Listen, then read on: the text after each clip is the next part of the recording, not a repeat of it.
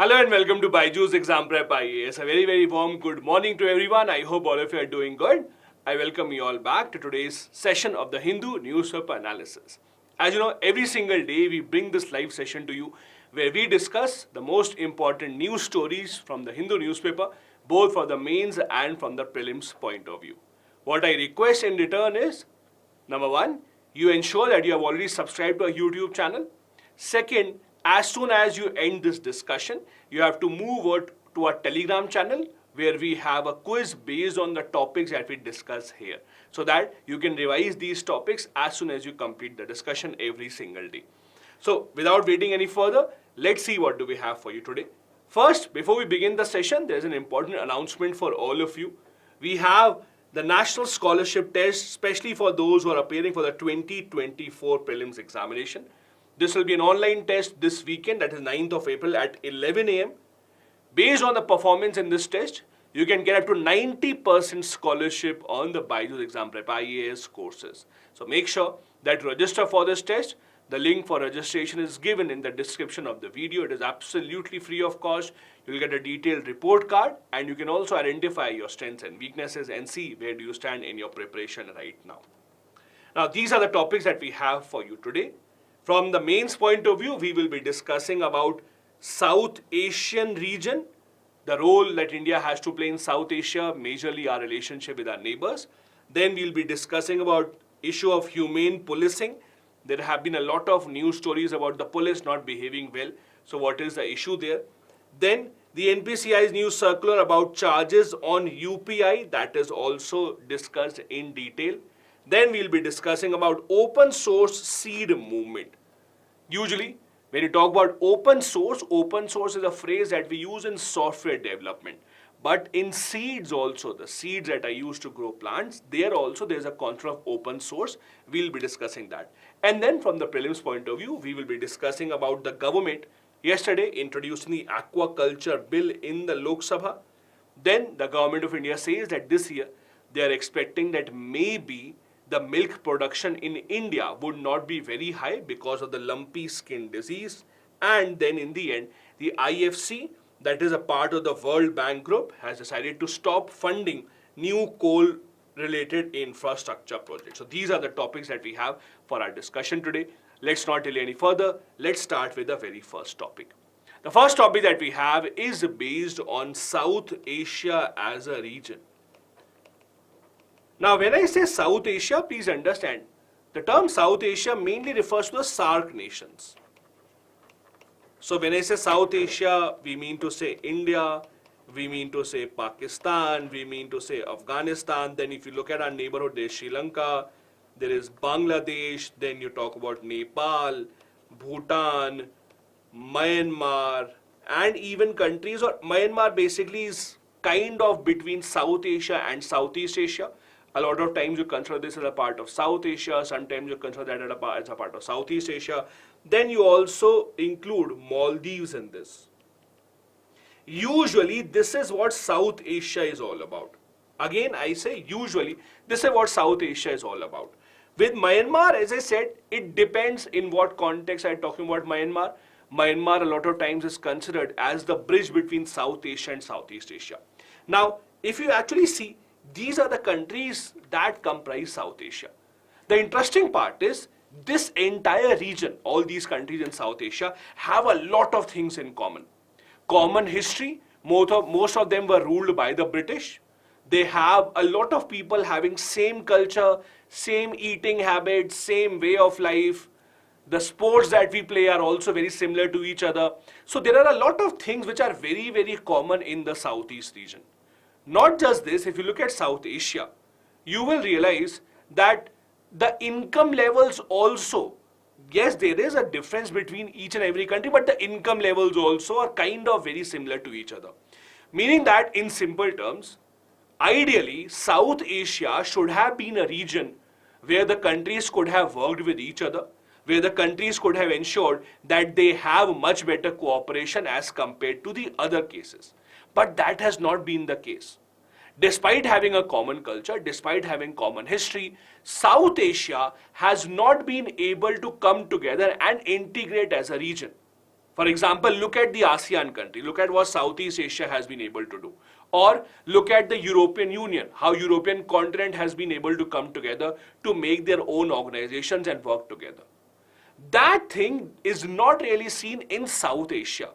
We have SAARC, but all of you know SAARC really is not a successful grouping. Then we thought of making BIMSTEC. BIMSTEC also, although it is a lot in the news, but you can't say it's a very successful grouping. The article here says that in South Asia, India has a major role to play.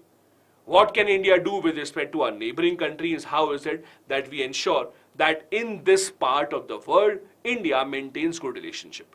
Now, this article is actually based on a very old research paper that was published in 1987.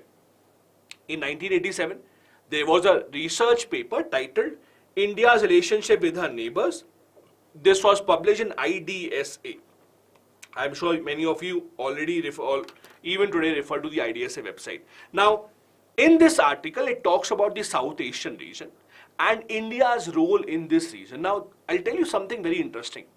Look at this entire region one by one. Look at these countries that we have actually enlisted. India, Pakistan, Afghanistan, Sri Lanka, Nepal, Bhutan. You will realize something. In all these countries one by one, except India, no other country can claim to be a perfect democracy.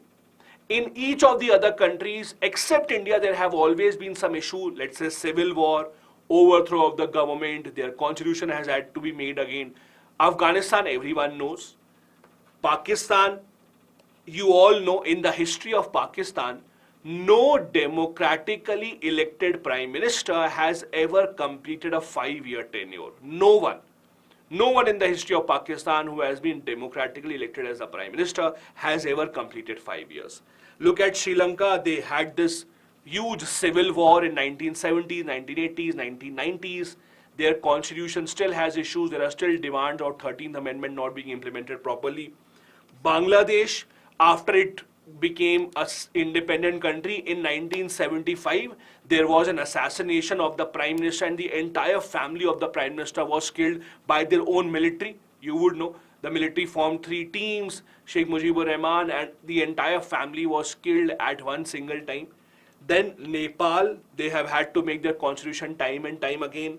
Bhutan, it's a separate country, although yes, they don't have an issue of being overthrown, but they are also a monarchy, they are not really a republic, and also Bhutan is very much dependent on India for almost everything that they do.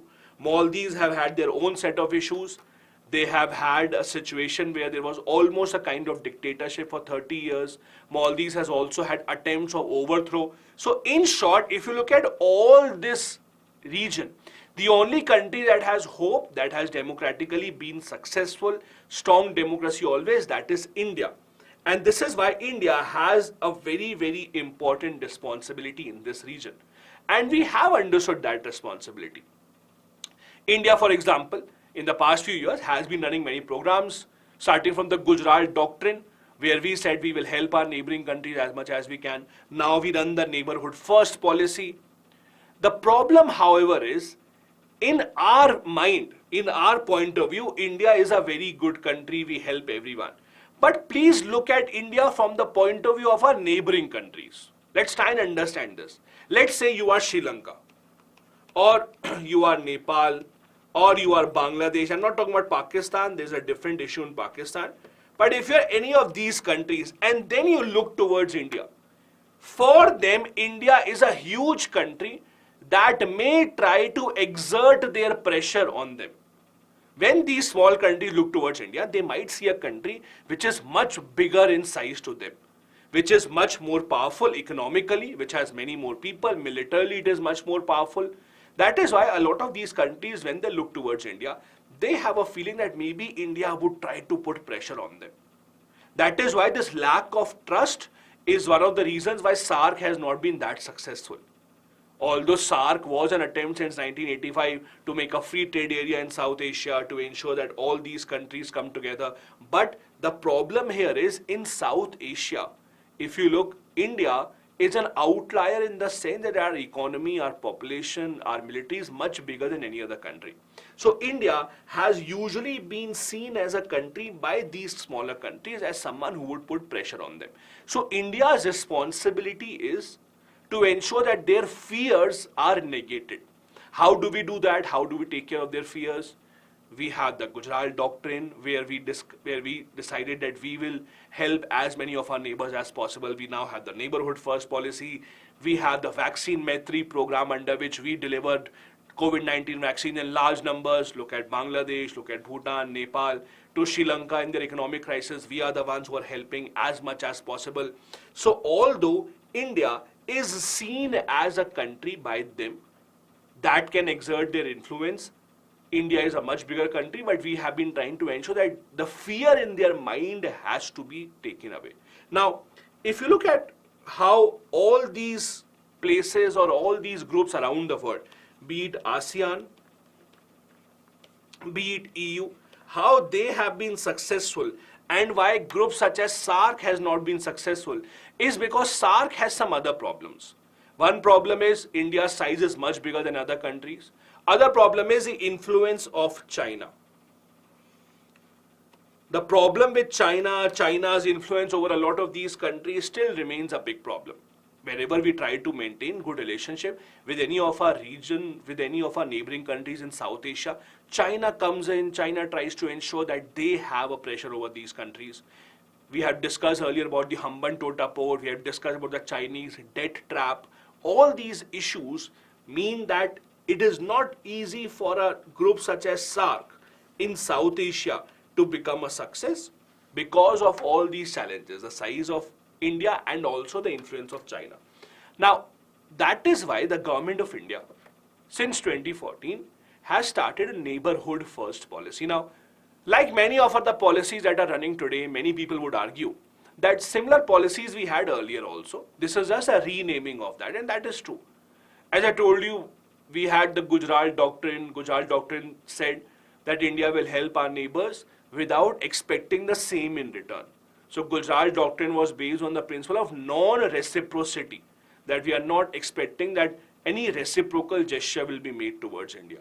We will try and help all these countries. Similarly, India's neighborhood first policy is that we will help our neighboring countries, we will give them the first priority. It can be seen when Prime Minister Modi took oath in the first tenure, 2014, 2019 again, a lot of leaders from the neighboring countries were invited. In fact, in the very first ceremony in 2014, even the Prime Minister of Pakistan was invited. Second swearing-in ceremony in 2019, again the neighboring countries and their heads were invited. So neighborhood first policy is an indication that we are giving a lot of preference to our neighboring countries. When it comes to any natural calamity in our neighborhood, India is usually the first one to respond. We have seen in the economic crisis of Sri Lanka, India has been helping quite a lot. There was an earthquake in Nepal. India was the one who sent NDRF at the quickest speed. So India, under our neighborhood first policy, has been ensuring that we come closer to all these countries, help them with better connectivity, better infrastructure, and also better people-to-people contact. There are a few examples that I can share with you. For example, we have been focusing on connectivity, improving relations, maintaining dialogue as much as possible, except Pakistan, or cooperating in economic sphere and also military and defense cooperation. Now, this is also extremely important. Usually, whenever we have and whenever you read about any joint military exercises, see, every country wants to have a joint military exercise with a stronger country. Like, for example, if Indian military or Indian army, let's say, wants to have a joint military exercise, we would want to have that with Japan, with France, with US, with Russia, for example, so that our army is at par with them. We can learn from their strategies, they can learn from ours. You would not really want any very small country or weak army to have a joint military exercise with you, because then you are not gaining anything. You are just giving them more training. But India has been of the view that we need to have joint military exercises even with the smaller, weaker nations as well. So if you look at our neighborhood, we have joint military exercises with Nepal also, we have one with Sri Lanka, we have with Bangladesh as well, we have with Maldives as well. in these military exercises, India is not really there to gain a lot out of it. India is more to actually give them most of the things that they require. There are some specific examples I can share with you. For example, India Maldives. Maldives has taken a lot of help from India. There was, I'm sure you all would have read about something called Operation Cactus.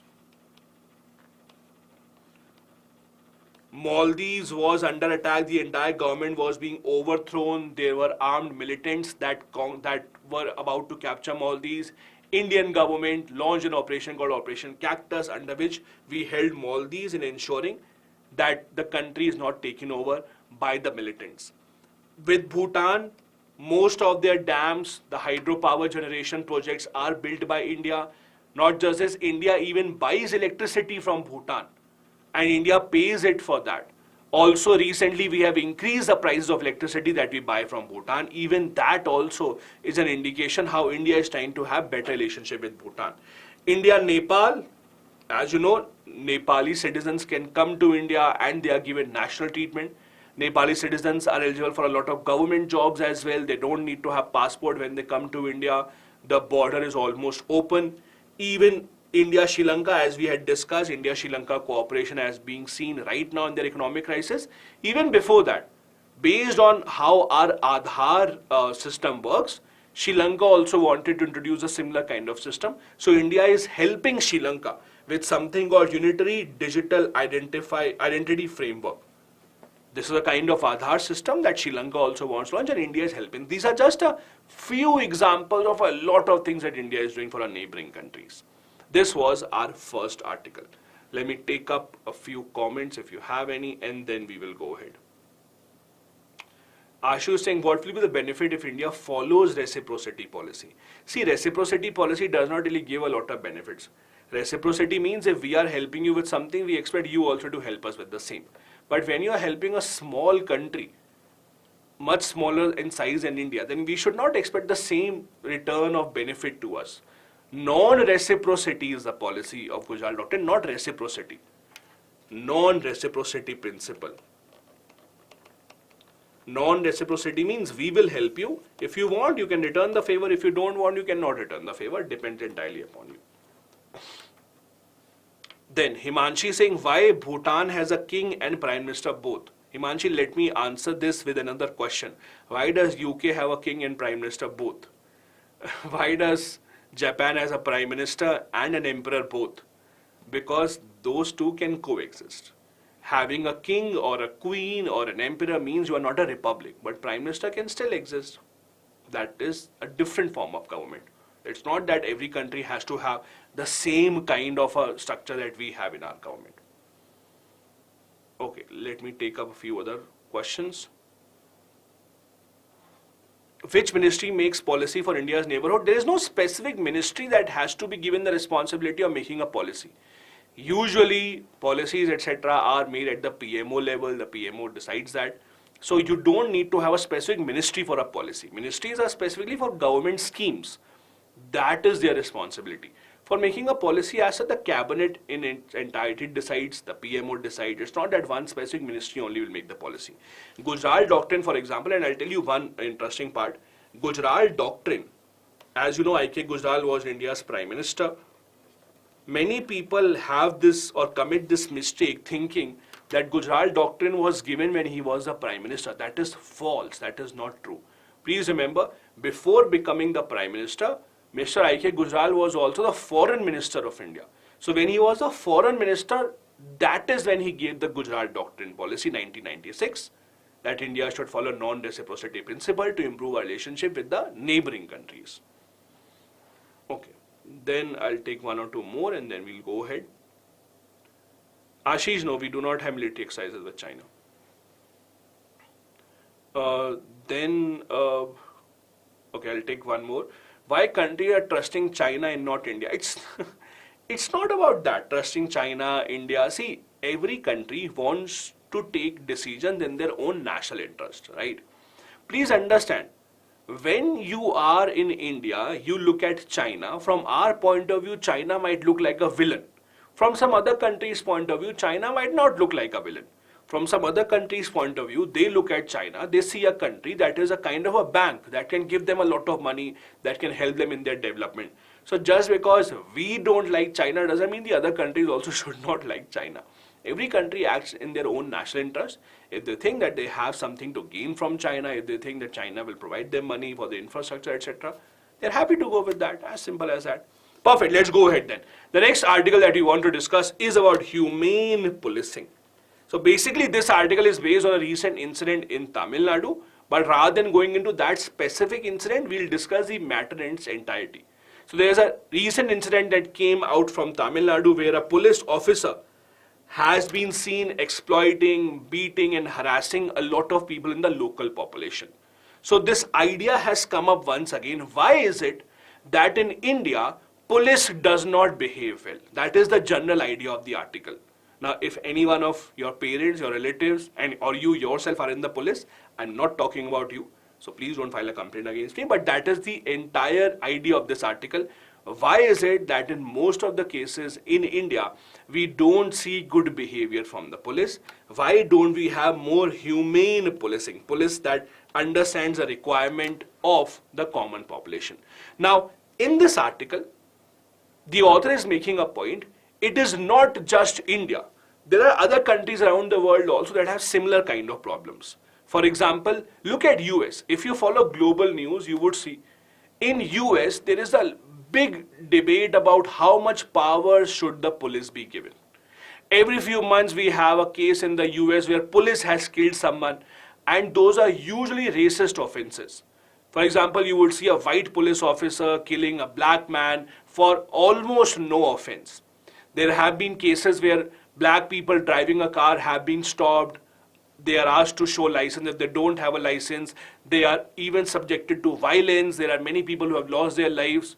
So in US also, there is a big debate about defunding the police or reducing the power of the police. It's a very political thing. In India, at least, it's not a political thing. I'll give you an example. So in India, for example, when there are elections, you don't see BJP or Congress saying that vote for us and we will give more money to police, or vote for us, we'll give lesser money to police. In India, that is not the case. But in US, that is the case. For example, in US, the Democrats and Republicans have two very different points of view. Republicans are of the view that they want to give more powers to police. They think that the police should be given more powers. Democrats want to curtail the powers of the police. But in India, thankfully, this is not really a political thing as of now. We don't have different political parties having different views about the police. However, the problem here is that police brutality, cases of police human rights exploitation are a reality, and it has been seen all across the country. Now tell me this, I'll ask you a very simple question. Tell me this honestly. If I say the word army, what is the first word that comes to your mind? Or if I say Indian Army, what is the first word that comes to your mind? Indian Army, and think about that word. And then compare it, if I say police, and then what is the first word that comes to your mind? It's a very simple comparison. Indian Army, what is the first word that comes to your mind? And then talk about the police, and then think what is the first word that comes to your mind. In most of the cases, these will be very opposite words. You would agree to that, right? In most of the cases, the words will be very, very opposite to each other. First one would, in most cases, would be a feeling of affection, would be a feeling of the fact that we are proud of you, we are thankful, etc. And in the second case, in most of the cases, your reaction towards the police would not really be that great. Now, this is based on a lot of things. This is based on what you see on movies, what you see in serials, etc., the portrayal of the police, and this has also got to do with what you see in the society. Because there are many more examples of negative character as compared to some examples of positive character. That is true, and every one of you would agree to that. This is where the problem starts. The author here is saying that the police itself is facing a lot of issues. So before blaming the police, let's look at the issues also that they are facing. Before criticizing the police, before saying that police is bad, we have to look into some of the problems they are facing and also some of the good things that they have done. For example, if you look at people at the higher ranks, like say IPS. Those who are attending the class today, I am sure many of you in future would become IPS officers. Now I am sure your perception about police today and your perception about police when you become an IPS officer will be very different. I'll tell you why. And tell me if you agree with this or not. You tell me if you agree. When I say the word police, the image that comes to your mind is not of an IPS officer. Do you agree? The image that comes to your mind is constable, sub-inspector, inspector. The image that comes to your mind is not of an IPS officer. I think all of you would agree, right? Because you think that the IPS officers, the people at the higher rank are different, or maybe because you are aspiring to become one. You're not aspiring to become a police officer at the lower rank. But the first thing that comes to our mind when we say the word police officer, the first image that you drew in your mind was a person who was a constable, maybe SHO, maybe inspector, sub-inspector, exactly. This is where the difference is. The author says, if you look at the IPS officers, for example, see, IPS officers means people who have cleared the UPSC examination, so they are already graduates. A lot of IPS officers who are joining the services now, many of them are from great colleges, they are MBAs, they are passed out from IITs, from some of the premier colleges, and they are introducing a lot of new things. They're introducing more technology in the police system, they're introducing different approaches in how the police works. So yes, there are problems at the lower level, but at the higher level, we have to understand the things are changing. One other thing that we have, as I told you earlier, is the other problem is, if you look at how the police really works, you cannot really expect that just giving them 2 or 3 weeks of training about how you should behave would actually bring the change in the behavior of the police. There are a lot of trainings that police officers have. There are trainings about how to deal with public, how to behave in public, how to not behave in public. They all get all that training. But the reality is all that training will be forgotten very soon when they come in the field. The reality is because of a lot of pressure that they have. For example, some chief minister, so chief minister is the authority under which the police has to work in the state. Police, as you know, is a state subject, so the chief ministers have to ensure that they are the ones running the police. A lot of times when some chief ministers come to power, when they are strong or strict chief ministers, they give order to the police that you have to punish people no matter what, you have to curtail all the rights of the people. So police, in simple terms, as per the author, has become more of a political tool. Most of the decisions taken by the police are not because the police wants to act in that manner. They are mostly because the politicians want to ensure that they actually act in this manner. The politicians, the chief ministers, the ministers in the state, they are the ones giving the order. Have you seen always, whenever any political party comes to power, the police automatically starts arresting people from the opposite political party? There is almost no one ever arrested or charged with a serious case from the ruling party. All the cases going on against the ruling party are all stopped in between somehow. Magic happens and everyone becomes very clean all of a sudden, and all of a sudden they are the best people, and when the government changes, all those cases come back. So police is not acting on its own. Police also gets orders from above what cases to take up, what cases not to take up. Now, police issues in India are a very old question that many governments have been trying to solve. There have been multiple committees formed that have suggested how is it that the police should actually work in India. Some committees, some examples are the National Police Commission 1977, then we have the Ribeiro Commission, the Padmanabhaya Commission, the Malimat Committee. There are so many of these commissions and committees that have come up suggesting a lot of things. However, whenever you talk about police reforms in India, the one person whose name is always taken, or the one Supreme Court case that people always talk about, is the Prakash Singh case. Prakash Singh case. So, Prakash Singh is a retired IPS officer himself, retired from a very senior position. When he retired as an IPS officer, he started working towards the reforms of the police. He writes very regularly in the Hindu newspaper also, by the way. When you read the editorials, you might see some of the articles written by him. He still writes. In 2006, he had filed a case in the Supreme Court saying that government should reform the police. And in this case, the Supreme Court gave certain guidelines for police reforms. Those guidelines are called Prakash Singh guidelines or guidelines in the Prakash Singh case. Do remember that. And I'll tell you some of those guidelines in just a bit. Before that, there are some other facts I want to share with you because these topics are important in the mains examination. Before blaming the police, let's look at the problems that the police system faces. First big problem, we have a lot of vacancies. India or across the states, there are about 24% vacancies in the police. As per the UN, and please do remember this fact, as per the United Nations, ideally there should be 222 policemen per lakh population. This is the ideal number as per the United Nations.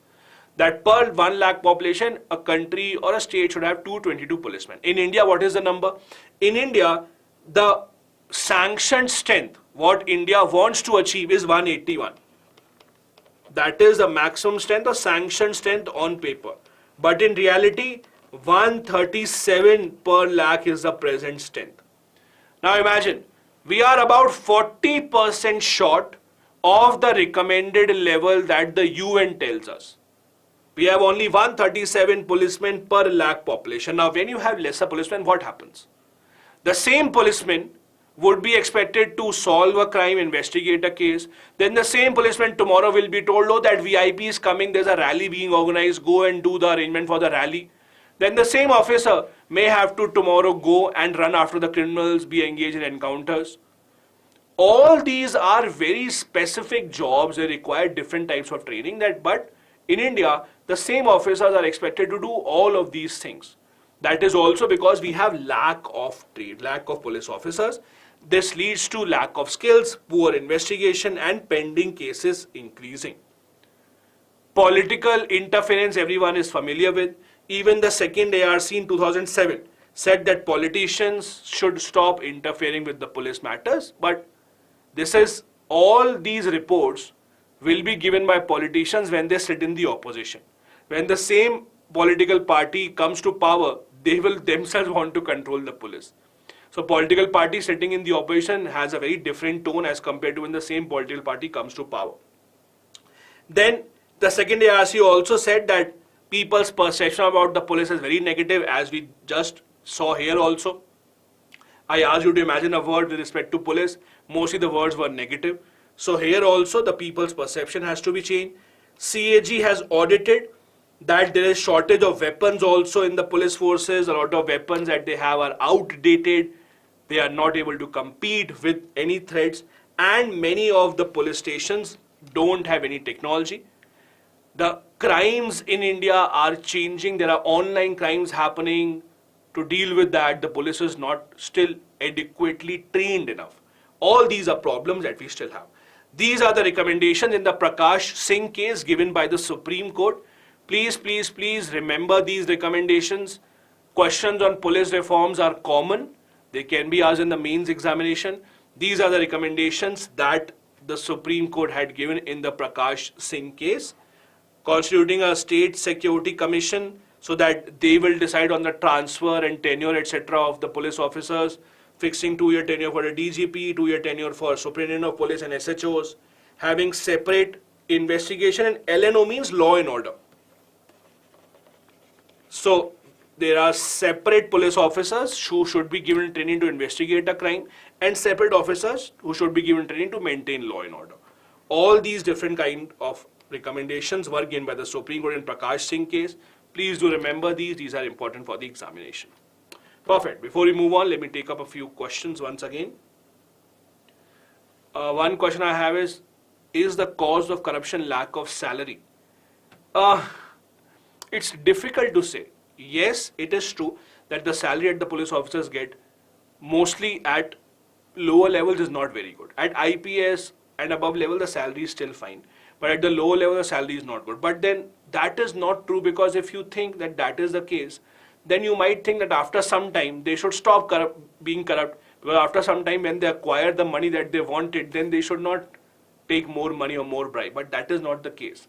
When you see a person taking bribe, when you see a person indulging in these kind of activities, it's a thing that actually continues. So yes, salary can play a part there, that you have a lower salary, but that doesn't really mean people earning more or having higher salary don't indulge in corruption. Yes, Ashish, you should have mentioned that in the comment section of the video, but yes, Cape Town is correct about yesterday's question. Keshav is saying fixed tenure doesn't lead to increase of corruption. No, fixed tenure, basically the idea of the fixed tenure is that not that person can never be removed. The idea of fixed tenure is that the person should be removed only for specific reasons. There has to be reasoning behind why the removal is happening. Fixed tenure is important so that the officers can have confidence that they can introduce new policies and politicians will not just remove them if they don't like them. That is the entire idea. Okay. Animesh, no, police officers cannot go on a strike. Yes, Riya, you can skip. Okay, I'll take one last question, then I'll go ahead. Yuva has a question. What is Gujral doctrine? I.K. Gujral, Indra Kumar Gujral, late Indra Kumar Gujral, before he became the Prime Minister of India in 1990s, he was a foreign minister. He introduced a policy called Gujral doctrine. The idea was simple. Under Gujral doctrine, in our neighboring countries, Bangladesh, Sri Lanka, Nepal, except Pakistan basically, are neighboring countries, when India has to sign an agreement, sign a deal, then we should not sign a deal thinking that we should do it 50-50. That if I am helping Nepal, we should not think that Nepal should also help us back. We are a much bigger country, we should act as a bigger brother, the elder brother. Help them in whatever way that they want, and if they return the favor, great. If not, then let it be. I'll give you an example. So Nepal and India, for example, had an issue about a river called the Mahakali River. Mahakali River water treaty was not being signed between India and Nepal. India wanted more water, then Nepal wanted more water. But after Gujral doctrine was implemented, we signed the treaty saying to Nepal, don't worry, you take whatever water that you want. We are a big country, we will manage from some other resources. So that is how the Gujral doctrine basically worked. Anyway, let's go ahead then. The next important article that we have here is from a news that we did discuss slightly earlier a few days back, but now a lot more details have come in. The news is about NPCI's order on certain commission or fees on UPI. Now I am sure everyone present here would have used UPI to transfer money to vendor, to transfer money to friends or family or whatever, but you also understand the fact that UPI is free of cost right now. There are no charges. However, the NPCI, that is the body behind UPI now, is saying that there will be certain transaction fees on UPI going forward. However, what that fees will be, who will it be implemented upon, that is what you have to understand. First of all, please understand, individuals like you and me, when we transfer the money from us to any vendor, when we pay someone or transfer from your family or friends, we will not have to pay any fees. Please remember this. This fees that we are talking about, the fees on the UPI, that is not for individual, that is only for merchants. Also only in few cases. Basically, the issue will be on prepaid wallets using UPI. Now please understand this. Basically what is happening, when you do a UPI payment, please understand this. When you do a UPI payment, there are two options. One option, you can transfer money directly from your bank account to the other person's bank account. Like let's say you have a bank account in Axis Bank, you can transfer that to someone else, let's say ICICI Bank or SBI or SGFC, whatever you want. That is a bank-to-bank transfer. When you are doing a bank-to-bank transfer, then there will be no UPI fee that will be taken, even now. There will be no UPI fee. However, the other option is prepaid instrument wallet. For example, let's say you have a Paytm wallet. You have a wallet with PhonePe, Freecharge, MobiKwik. There are a lot of these wallets. If you are adding money from the bank account into these wallets, then there will be a charge that will be taken up. Or when you are transferring money from one of these wallets, let's say from Paytm wallet, you are transferring money to some other person, some other company's wallet, that will also involve a fee. This is the entire idea. So the money or the fees will only be on, number one, merchants, Not on common people like you and me. When we pass on the money, the fees will not be charged. Secondly, the fees is being charged on prepaid payment instruments. Prepaid payment instrument means these wallets, etc. that you get. Paytm wallet, free charge wallet, etc. That is the idea. This is PPI. These are prepaid wallets, as I told you. When you load money in these prepaid wallets, this is where the fees will be charged, that too for merchants and not for common people. This is usually being charged, or this has been charged starting on the 1st of April, if there is PPI from one particular platform to the other platform, so that the two platforms can work together. If you remember, when Paytm, PhonePe, etc. first started, you could only transfer money from Paytm to Paytm only. It was not allowed that from Paytm you can transfer money to PhonePe, or from FreeCharge you can transfer money to Amazon Pay. Earlier that was not allowed. Now all these platforms are interoperable. Now there is interoperability in these wallets. Interoperability means now you can scan one single code when you go to the shop. There is one QR code that you scan. Doesn't matter whichever company they are using. PhonePe, Google Pay, Paytm, doesn't matter. You can transfer that from your own device. Which kind of platform are they using? Is it the same as yours? Doesn't matter. Using one single QR code now, you can transfer money from your Paytm wallet to someone's Google Pay, PhonePe, etc. This is called interoperability. In the past few years, interoperability has started, which has made payments much easier. Because earlier, Paytm users could only pay to Paytm merchants. MobiKwik users could only pay from MobiKwik to MobiKwik. Same with PhonePe, etc. Now this is not true. Because of this interoperations from one wallet to the other wallet, or from one company to the other company, now there will be a fee charged if the merchants are doing this, and also it has to be above 2,000 rupees. If the transaction is above 2,000 rupees, then there will be a fee that will be imposed from merchant to merchant. Now, if you actually see, do the merchants have to pay a fee when they accept wallet transactions? Again, as I said, it is not for the user to pay. If we are transferring some money, it's not that it will be deducted from our account. It is usually for the merchants only. Now, the merchants are already paying some charges to these mobile wallets, etc. to actually have these wallets, so they don't have to pay anything extra. But when it's merchant to merchant, this is where the problem will start. This is where the fees will be applicable. As per the NPCI, the agency behind UPI, they have said that the fees is 1.1%, that is the interchange fee. Up to 1.1% means there are different slabs depending upon how much money are you transferring. The slabs will be different. Maximum slab will be 1.1% and will only be applicable on rupees 2,000 or above. Also, please remember, it will not be charged, the fee will not be charged if there is an account to account transfer. Fee will only be charged when there are wallets that come in between. Now, please understand, officially, common people, customer like you and me, we don't have to pay any fee. But if the merchants want, they can force you to pay a fee. How? Let's take this example. When you pay to any shop by credit card takes a commission from the shop, usually let's say about 2%. So let's say there is a 2% commission. For example, if you transfer 1,000 rupees to a shopkeeper, they will only get 980 rupees. 20 rupees will go to the bank. That is a credit card charge basically. That is called MDR. Now this is the merchant discount rate.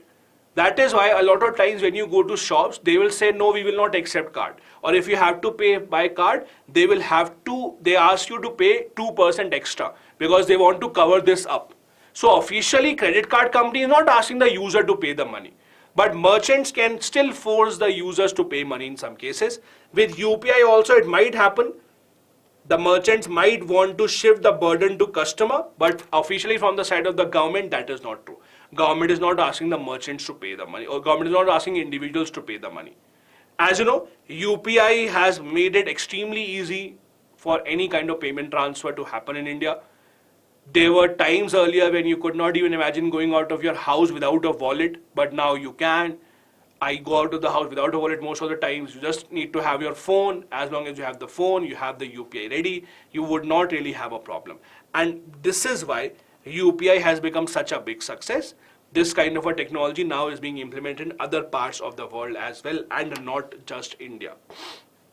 Nepal, for example, as you know, has also implemented the UPI framework that India has given.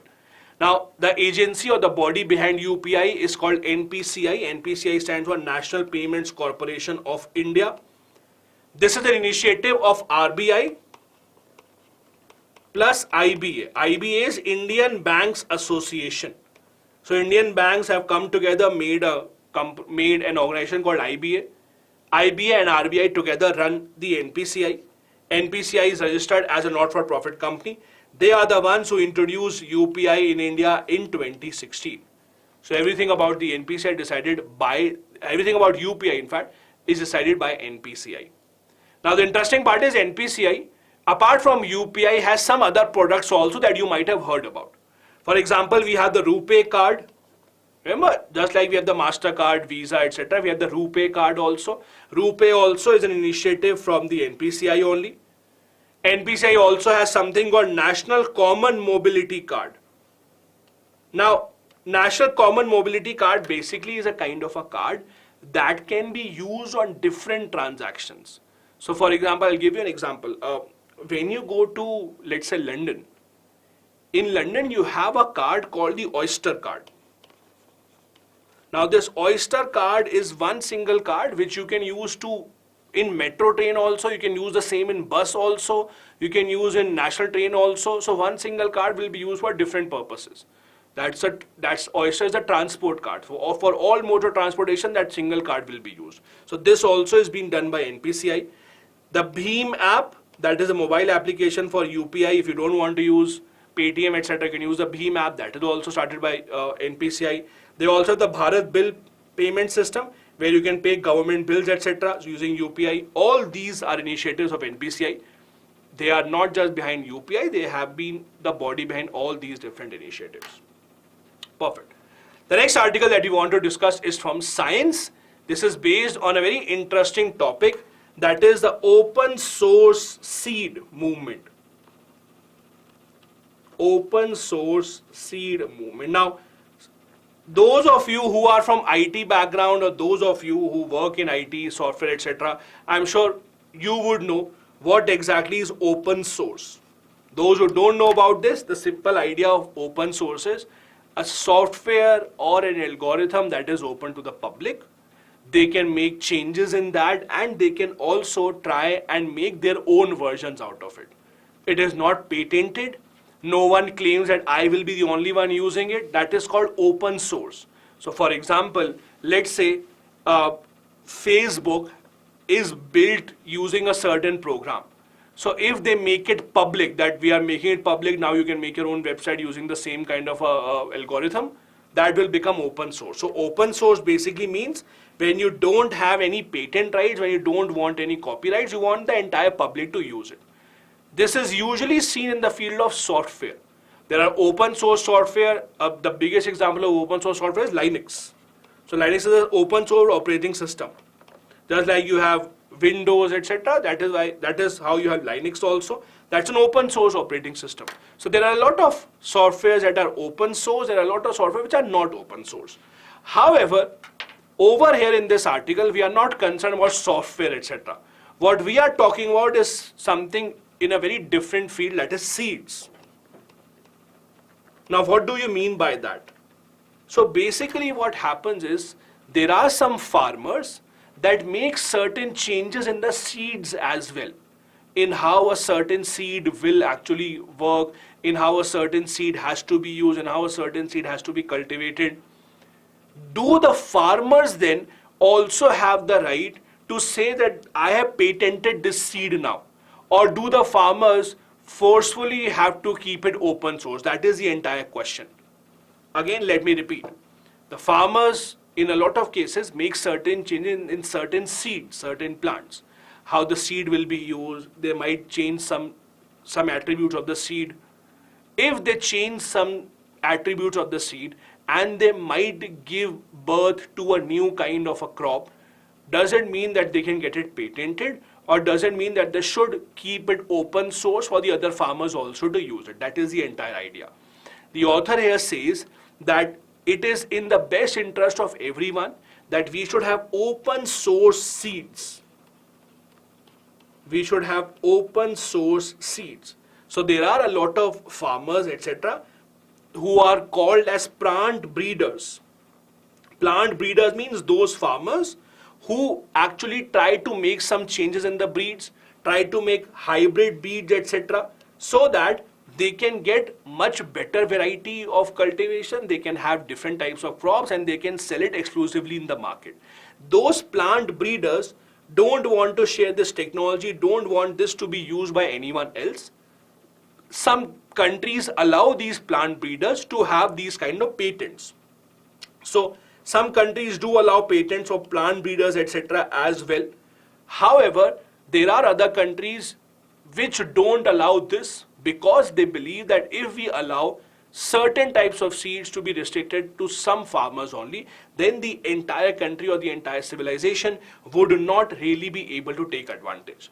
Now the question here is, if the countries or if there are some governments that want to give this right to the farmer to protect their IP, then how do they do that? Usually there are different types of laws. There are two main types of forms of IPR protection in agriculture. One is a plant breeder right, and second is a patent. Now the different parts are, patent for example can be for GMO, when scientifically you have genetically modified the structure of the plant, when you have made it pest resistant, when you have used genetic engineering to make sure that there is a new plant variety that has been developed. This is where patent, etc. would be given. That is allowed. A lot of companies have patents on making these GMO seeds. On the other hand, plant breeders are those that physically try to change the structure of the seed. They are not applying a lot of genetic science. They just try to make sure that can we use the seeds in some other way? Can we make sure that we have a better breed, better cultivation just by using these seeds in some other way? The idea here is, as per the author, that while patents are allowed and they should be allowed when genetic engineering and these kind of technologies are used, on the other hand, plant breeders should not be allowed to have their seeds restricted just to them. Now, open source seeds is an initiative.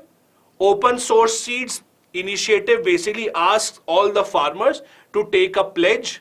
The pledge is that they won't restrict others to use the seeds or derivative by the patents. They will share their technology as much as possible. So this open source seed initiative is an initiative across the world asking the farmers to understand that sharing their technology, sharing their farming practices is in the interest of everyone. That is why they should not be restricting anyone from using this kind of technology. In India also we have something like this. In India, we have something called Apna Bij Network. Apna Bij Network again is a network of people working in the field of agriculture, bringing the farmers together to share technology of how to use certain seeds. If someone has some new kind of technology, how can a seed be used better? That technology should not be restricted to a few group of farmers. It should be open for everyone. That is the initiative of the Apna Bij Network.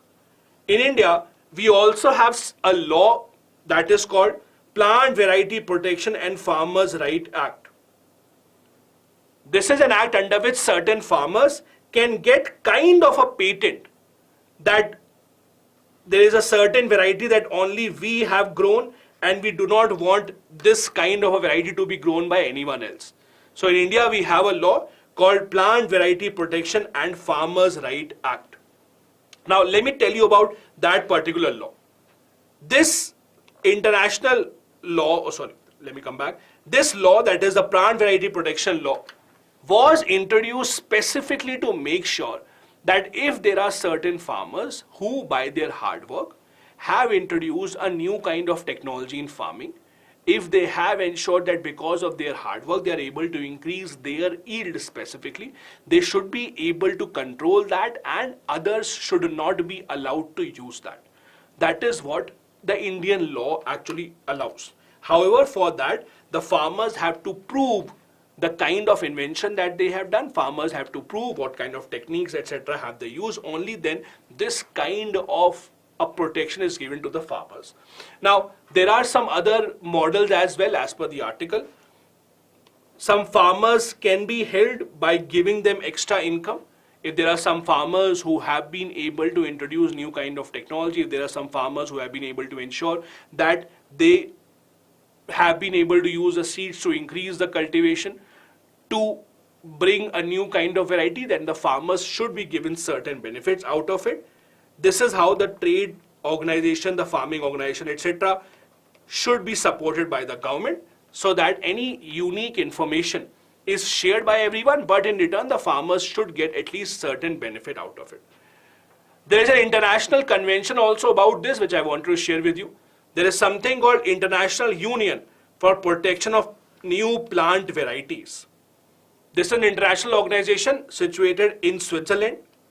It was established to protect new varieties of plants. The simple idea is any new variety of plant that has been developed by any farmer, we should spread the news all around and we should make sure that it is protected. Protected how? The more you spread the knowledge, the better it will be protected. If only a few farmers know how to make sure that some crops or some kind of plant is grown, then that particular knowledge might die with the farmers. So to make sure that this kind of technology is spread all across the world, this organization works to make sure that the new plant varieties that are being developed are recognized all around the world. They also protect the rights of the breeders. They make sure that the person who has invented this technology is getting benefits out of this, but they also make sure that this technology is spread far and wide and new plant variety is grown across the world. India is not a member of this convention so far. That is the International Union for Protection of New Plant Varieties. Please remember, India is not really a member here. These are the topics that I had from the mains point of view. Before I move on to the prelims specific topics, let me take up a few comments quickly before I go ahead. Okay, Shazia saying, please repeat open source seed. So Shazia's simple idea is, if there is a seed which has been modified, some things have been changed in that seed to increase the crop, to increase the yield, that should be, or that knowledge should be available to everyone. If a farmer has identified a new kind of technology, they should share it with others as well. This is called open source seeds. Can I plant breeders are those farmers or those agriculturists that are trying to invent some new species of plants. Those will be plant breeders. Then I have a question. What is not for profit? Not for profit, as the name suggests, they are not looking to earn profit. Whatever profit that they have is something that will be invented back in, or invested back into the business. So they are not working for profit. Whatever cost they have, they will sell the product at the same cost. Then I have a question from Ajay. Why is India opposed to TRIPS? India is not opposed to TRIPS. India is not opposed to TRIPS. India is a part of TRIPS. That is Intellectual Property Rights Convention of the WTO. We are a part of the TRIPS. Perfect. Let's move on then. From the prelims point of view, there are a few topics that we have picked up. First one, yesterday in the Lok Sabha, the Government of India introduced a bill called Aquaculture Bill. Now, Aquaculture Bill, in simple terms, as you know, is trying to give a boost to aquaculture. Now, what is aquaculture? Aquaculture in simple terms means breeding of fish or other related seafood in a controlled manner. One is fishing. You go out in the open sea, in the open ocean, try and fetch as many fish as possible. Aquaculture, on the other hand, means in your own specific area. Let's say you have a small pond of your own. It's a personal pond. In that pond, you try and see if you can produce fish. If you can see that some other varieties, some imported varieties of seafood can be produced. In simple terms, that is aquaculture. So Government of India believes that aquaculture can be a good way to substitute the income of people who are going in this field. That is why the Government of India is promoting seaweed culture, ornamental fish, etc. Ornamental fish means there are some fish that are sold because people want to eat it. Then there are some fish which people just want to keep in the aquarium to make sure that it looks good, that colors, etc. are good. Those are called ornamental fish. So Government of India wants to give a push to aquaculture in India, for which the government has introduced this bill. Now, there are multiple initiatives started by the Government of India, especially to give boost to fishing and aquaculture. Let me give you some examples. We have development of 5 major fishing harbors that is going on in India. Indian government also in Tamil Nadu has developed a seaweed park to develop high quality seaweed that can be sold in the market. Seaweed has a lot of properties, including medicinal properties as well. We have the Pradhan Mantri Matsya Sampada Yojana that gives employment to 15 lakh fishers and fish farmers. We have the park-based scheme for diversification of fishing equipment, asking the fishermen to give away their trawlers and have environmental friendly fish. We also have the Marine Fisheries Bill of 2021 that gave licenses to those vessels who want to go fishing in the exclusive economic zone. So Government of India's initiatives about fishing are a lot because government has realized that government has to push farmers away from farming and diversify into other fields. As you know, India is facing this problem of disguised unemployment. You all know about disguised unemployment, right? For example, in any farming field, if there are, let's say, 20 farmers that are working, the same job exactly, everything will be the same, can be done by 10 farmers also. Other 10 are just extra. Even if they leave tomorrow, there will be no impact. That is what you call disguised unemployment. So in farming and agriculture, India has many more people than required. So Government of India is trying to pull people away from farming and push towards other sets. That is an example of how Government of India is looking at aquaculture. There was something in the news last year about aquaculture. There is a specific fish that was in the news, that is tilapia fish.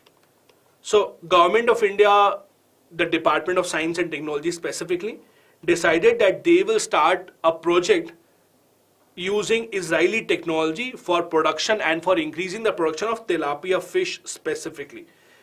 This fish is sold in large numbers in the market. It's a fish that can be very easily sold in large quantities. It is consumed by a lot of people. So Government of India started this mission thinking that if we can master this kind of technology to increase the production of fish, it can be applied to other parts as well. This is how the government has been focusing on aquaculture. The next article is about lumpy skin disease, something that you would have read earlier as well. The Government of India has said that because of the lumpy skin disease, since a lot of cattle are infected, a lot of cattle are dying also, India might see a lower growth in milk production. The central government is saying that the milk production and milk related products might see a stagnation, mainly because of the lumpy skin disease. Now, normally, year on year, India's milk production grows at 6% every year. This year, however, government is saying it might be only 1 to 2%. That is why India might have to import some milk or milk products. The last time that India imported any milk products was in 2011. Because India usually does not have to import any milk products. We have huge production of milk. We make our own milk products. But we might have to import it because the milk production is not increasing at a pace that we were thinking. The milk demand is increasing, but the production is not increasing because of the lumpy skin disease. So we might end up importing milk. Now the lumpy skin disease, as you know, is a disease that is caused by a specific virus called pox virus lumpy skin disease virus, that is LSDV. As per the FAO, Food and Agriculture Organization, the mortality rate is less than 10%, means if 100 cattle have this disease, less than 10 will die. But then the problem is even those who don't die, they become very weak, they don't give as much milk as they usually do. And that is why even if they don't die, the milk production reduces considerably.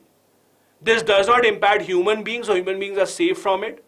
This is a disease that started in 1929 from Zambia and has been seen in many parts of the world.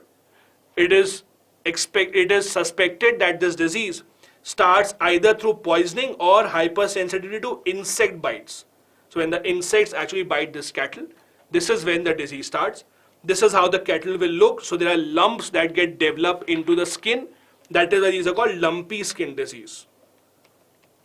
It develops fever, it results in loss of appetite. It's very, very painful for the cattle. That is why the milk production also comes down considerably in this kind of a disease. The last article that we want to take up for today's Hindu Newspaper Analysis is that IFC, that is International Finance Corporation, has said that they will not support coal-based projects because they want to work towards a better environment. Now, what is IFC? IFC is a part of the World Bank. As you know, World Bank has 5 different parts. One of them is IFC. IFC gives loans to private organizations and not to governments. Please remember, IFC is a private investment arm of the World Bank. It doesn't give any loan to the government. They have closed $5 billion of loans to India's, or they have given $5 billion of loans to Indian organizations so far. But now they are saying that in order to help with cleaning of environment, they will not support coal-based projects from now onwards. India, as you know, still produces bulk of our electricity using coal only.